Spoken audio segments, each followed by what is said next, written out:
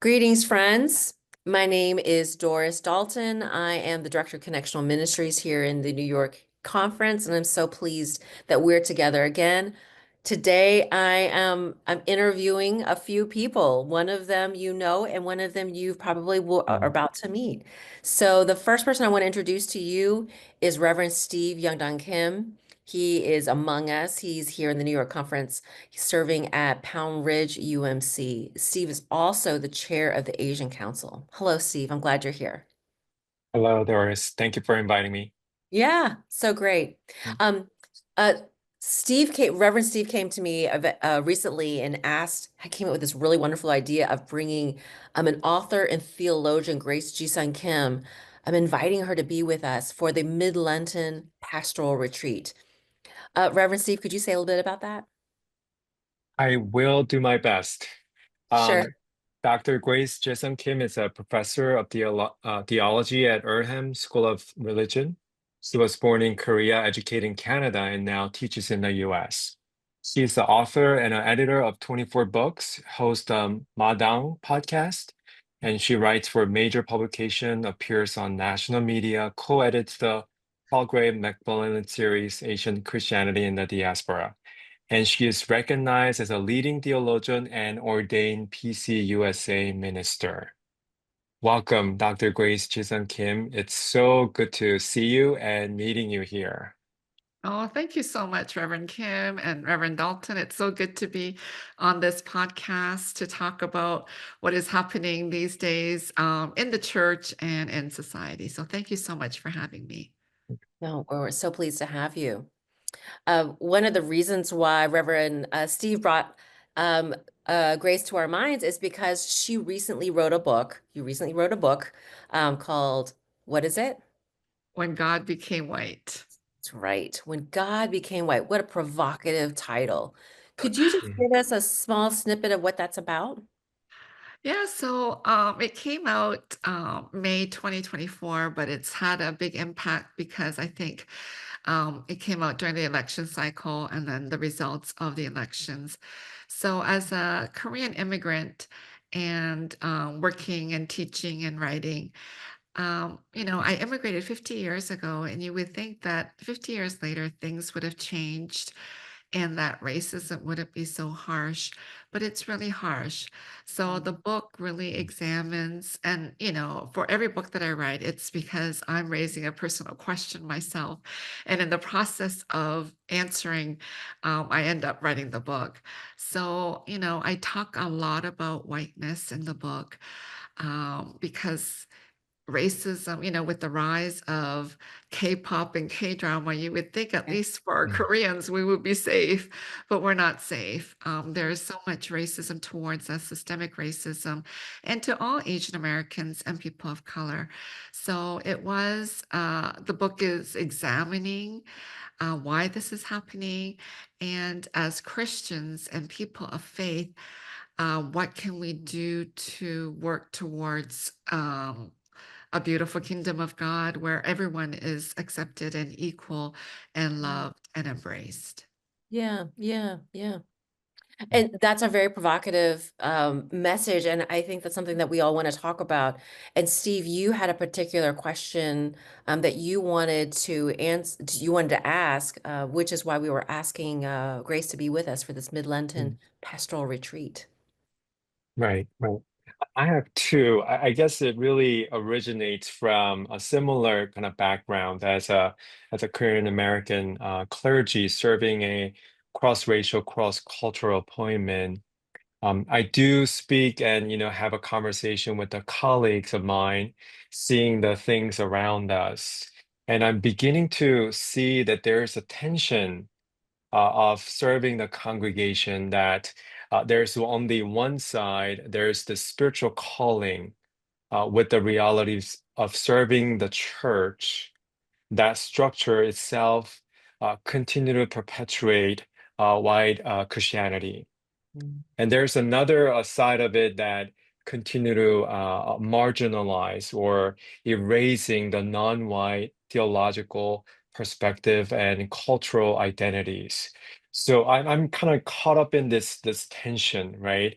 And I wonder if you would like to say more about how do I or how of my colleagues navigate that tension? Yeah, I do talk about that in the book When God Became White. I think as people of color, we're caught in between um, cultures. We're falling in between the crevices. And my previous book called Invisible really looks at this from an Asian American woman's perspective, how we become invisible in this white Mm, society. So it's really hard. The Christianity that emerged 2000 years ago emerged in the Palestinian area. It was not a European religion, but soon under the Roman Empire became a European religion. And then we have this white male God. So the book is really challenging this notion of a white male God. There's a lot that we can try to do to navigate. And I'm hoping that at the retreat, we can unpack some of that. Theologically and biblically and culturally, we need to understand what is happening and work towards dismantling systems that continue to oppress us. So, this white Christianity that became the norm in Europe and shared across the world into Europe, I mean, into mm, Asia and North America and South America and Africa. What are we going to do with that white missiology message? Are we supposed to embrace it or do we let go of it? I think, there's spirituality and truth in so many different perspectives. And so, we as Asian Americans, we have so much richness. We have a long history of spirituality, and we have ideas and concepts and words that are really helpful within this Christian theological discourse.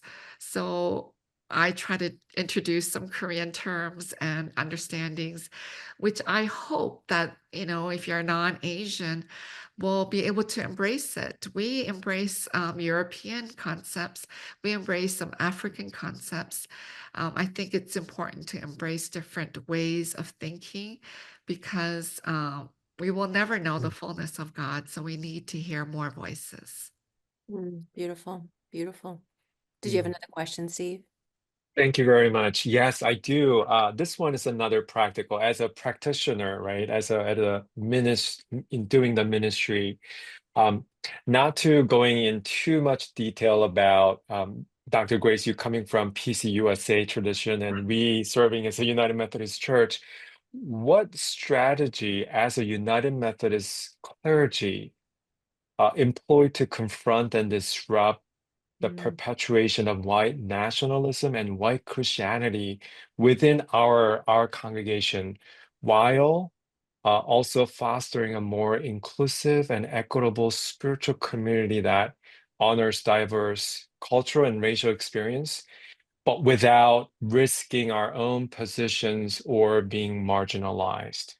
Yeah. That's a jam-packed question, Yeah, that is a but yeah, jam-packed if you can question. I think we tease have to out, unpack yes, it at the retreat. yes, yeah, please, yeah, we do. absolutely, Just to say a few words about it, but we can unpack it yeah. further. I think Christian nationalism is just an ideology. I think people get that confused when you Mm, add Christian in front of it to make it sound like it's like a Christian denomination. I think Yeah. people sitting in the pews and outside are very confused of this term. So I think I'm hoping that at the retreat we can unpack it. I've been studying this in depth, and hopefully a book will come out of this too. mm, mm, So I think Christian nationalism has been misunderstood, but it is a very powerful ideology and tool that's being used by politicians and political leaders and other leaders in this world to really push the agenda of whiteness and push that white people are superior. It's a very dangerous way of understanding how the world should be. And so I hope that people sitting in the pews and ministers and leaders in the church will wrestle with it. I think it's going to be one of the biggest well, I think one of the biggest issues is climate change, but along with it will be this notion of Christian nationalism.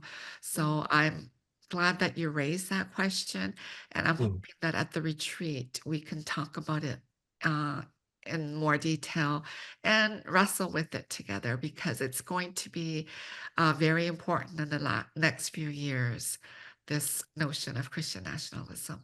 Yeah. mm, I am excited about this opportunity for us to spend time with you, Grace, in reflection, in not only in pastoral and spiritual formation and reflection, but also theologically, how can we translate these difficult theological concepts and also dissect this ideology and then be able to share it in a practical format or a practical form with people in our pews. And already I've been hearing from pastors who are wondering, how do we share this? How do we talk about this? How do I say what needs to be said? Yeah, so this is a great opportunity. One last question. Obviously, all three of us here are Asian. mm, This retreat though is not just for Asian people, right? mm. So how has your work, Grace, been also accessible and available for persons who are not Asian? How have you seen that happen? Yeah. Well, I always think, when I was doing my MDiv and the PhD program, I had to read all non-Asian theologians and scholars. So I think any kind of scholarship, it's a lens to look at the world. So I'm hoping that non-Asians, uh, just white people and just people of color will use the book as a lens to make sense of the world and to apply it to their own lives. The book, I think a lot of just white people are reading the book, so which I'm so grateful for. But I wrote it from my perspective, and I'm hoping that as I write books, that it just becomes a lens to understand the world. I read a lot of Native American and Black and Hispanic, Latinx authors, and they really help me because everyone has a unique perspective.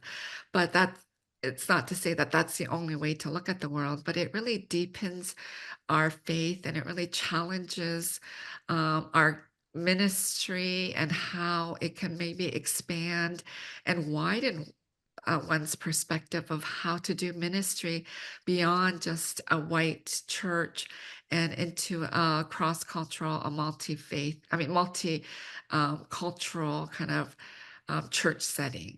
So I hope that, I'm sure well, books there at the retreat, but that it will be a helpful way for everybody to um, to come to understand who God is, because the whole book does center around who God is and trying to dismantle the racialized and gendered notion of who God is. I Mm, hope people will come with open hearts and search yeah. and be challenged, and they can challenge me too. I always welcome Mm, people challenging me. And, I've spoken on this book in many places, and it's the undergrad students that love to challenge me. So, anyway, I welcome all challenges. Wonderful. I'm really looking forward for our time mm, together. Friends, if you want to know more about Grace or the book When God Became White, or even this retreat, look below here on the website. There's more information there. We hope to see you there. All right. mm. See you soon.